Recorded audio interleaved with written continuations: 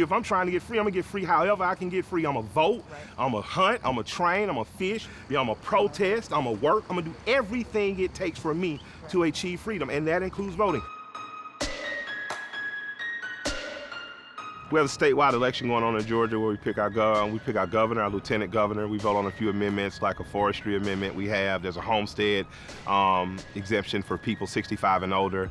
We're voting on important issues trying to take care of our community. Collier Heights community is a part of Atlanta, Georgia. It is essentially a community that was gentrified by black people in the 50s, and it has survived and thrived for over 50 years now. I grew up in the Collier Heights, Adamsville community. So that is a community of when segregation was happening, black people had to live together. So if you were rich and black, poor and black, working class black, you all lived together. I grew up in these houses that are working class houses that border a richer enclaves. Herman Russell lived here. Billy McKinney lived here. I'm proud to be from here, and I'm proud that my family still lives here. The state of Georgia gets a chance to pick a governor, and that is important for for state allocation of funds and resources, and who gets what and what goes where.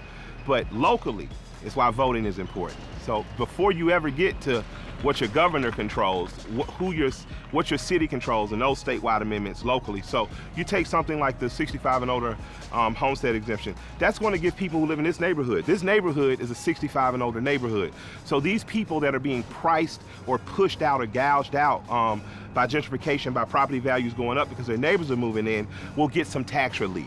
And they were promised that by the last governor. They were actually promised a freeze, I believe, and they didn't get it. So that's an important deal. So that's why I came out and voted in a statewide election, but it affects these people locally, and these are the people that essentially reared me. It's not necessarily Bubba on the back of a pickup truck with a shotgun trying to intimidate black voters. But the threat, the resistance to the black vote is still there. When politicians on both sides have a pretty, when they think they're gonna do okay, no one really cares if you come out and vote, right? But when races get heated and there's a lot on the line, in which there is right now, nationally, statewide, and locally, especially between Democrats and Republicans, everybody's using every trick in the book they can. What we're finding out is that some of the tactics that are being used in terms of purging people who may be questionable on things in terms of what paperwork was filled out how, feels an awfully lot like voter suppression. Feels an awfully lot like I'm going to deny the proletariat the ability to vote based on my want to win. I don't believe that our ancestors solely died for us to vote, but I believe that they died for our freedom. And I believe that freedom is necessary, and by any means necessary, you should acquire it, and voting is one of the means that is necessary.